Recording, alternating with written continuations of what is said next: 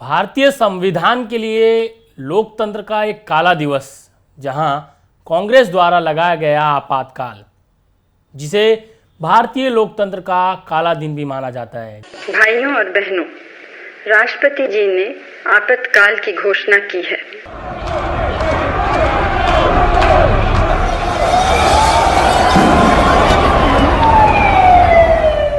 आज ही के दिन 1975 में लोकतंत्र की हत्या कांग्रेस ने की थी, जहां 1 लाख लोगों को जबरदस्ती जेल, 83 लाख लोगों की जबरदस्ती नसबंदी, 51 बार राष्ट्रपति शासन, 50 बार चुनी हुई सरकार को बर्खास्त किया गया, गायक किशोर कुमार पर प्रतिबंध लगा दिया गया, मीडिया ऑफिस की बिजलियां काट दी गईं, दिग्गज विपक्षी नेताओं को जेल में डाल दिया गया। आइए इसी पर बात करते हैं।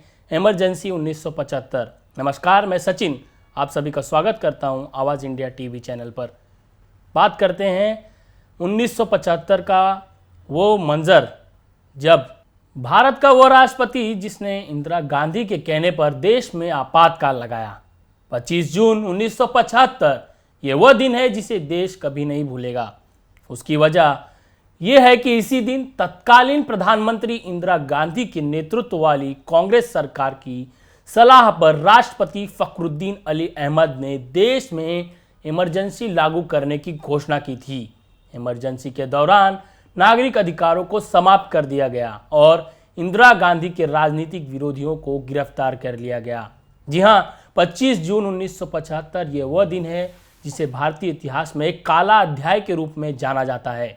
इसी दिन देश में इमरजेंसी लगाई गई थी। तत्कालीन राष्ट्रपति फखरुद्दीन अली अहमद ने तत्कालीन प्रधानमंत्री इंदिरा गांधी के कहने पर संविधान के अनुच्छेद 352 के तहत देश में आपातकाल यानी इमरजेंसी लागू कर दिया था। 1975 में इंदिरा गांधी ने इमरजेंसी क्यों लगाई थी, आइए जानते हैं। 12 जून 1975 यही वो तारीख है जिसने देश में इमरजेंसी लगाने की बुनियाद रखी।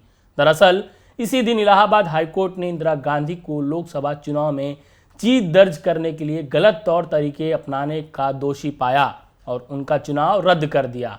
इंदिरा गांधी ने इसके बाद सुप्रीम कोर्ट में अपील दायर की, जहां शीर्ष अदालत ने उन्हें राहत देते हुए प्रधानमंत्री पद पर बने रहने की अनुमति दे दी। कई लोगों का मानना है कि इंदिरा ने सत्ता जाने के डर से देश में इमरजेंसी लगाई थी। कौन है फखरुद्दीन अली अहमद? फखरुद्दीन अली अहमद भारत के 5वें राष्ट्रपति थे। वो 24 अगस्त 1974 से 11 फरवरी 1977 तक देश के प्रधानमंत्री रहे। उनका जन्म 13 मई 1905 को दिल्ली में हुआ था। उन्होंने सेंट स्टीफेंस कॉलेज और सेंट कैथरीन कॉलेज से शिक्षा ग्रहण की। उनकी पत्नी का नाम बेगम आबिदा अहमद फखरुद्दीन अली अहमद था। अहमद का निधन 11 फरवरी 1977 को हुआ। वे 1925 में इंग्लैंड में पंडित जवाहरलाल नेहरू से मुलाकात के बाद कांग्रेस में शामिल हुए थे।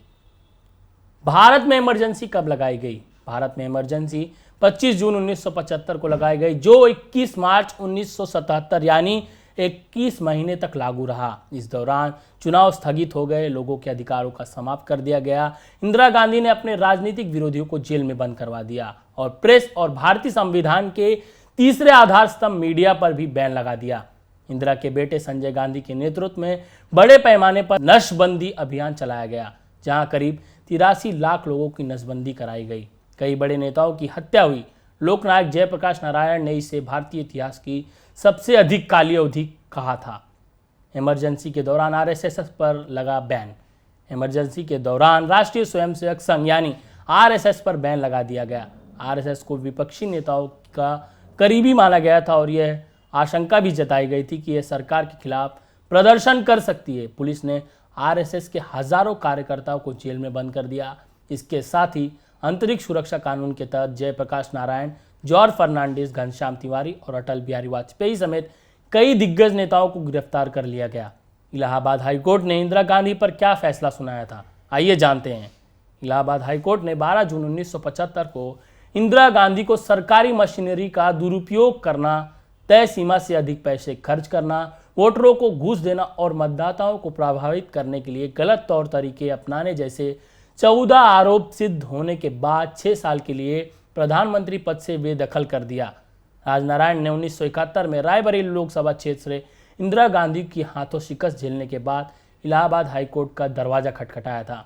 हालांकि इंदिरा गांधी ने हाईकोर्ट के फैसले के खिलाफ सुप्रीम कोर्ट में अपील दायर की। शीर्ष अदालत ने 24 जून 1975 को हाईकोर्ट के आदेश को बरकरार रखा, लेकिन उन्हें प्रधानमंत्री पद पर बने रहने की इजाजत दे दी। इमरजेंसी का देश की राजनीति पर क्या असर पड़ा, आइए जानते हैं। इमरजेंसी लागू करने के करीब 2 साल बाद इंदिरा गांधी ने अपने पक्ष में विरोध की लहर तेज होती देख लोकसभा को भंग कर नए सिरे से चुनाव कराने की सिफारिश कर दी। हालांकि यह फैसला उनकी पार्टी और उनके लिए घातक साबित हुआ। खुद इंदिरा को रायबरेली संसदीय क्षेत्र से हार का सामना करना पड़ा। जनता पार्टी पूर्ण बहुमत के साथ केंद्र की सत्ता में आई और मोरारजी देसाई देश के प्रधानमंत्री बने। वहीं संसद में कांग्रेस सदस्यों की संख्या 50 से घटकर 153 हो गई। भारतीय राजनीति का ये महत्वपूर्ण समय था क्योंकि 30 साल बाद देश में कोई गैर कांग्रेसी सरकार बनी थी। आगे की रिपोर्ट्स के लिए हमारे साथ बने रहें। आवाज़ इंडिया टीवी न्यूज़ चैनल पर लाइक, फॉलो, सब्सक्राइब, शेयर जरूर करें।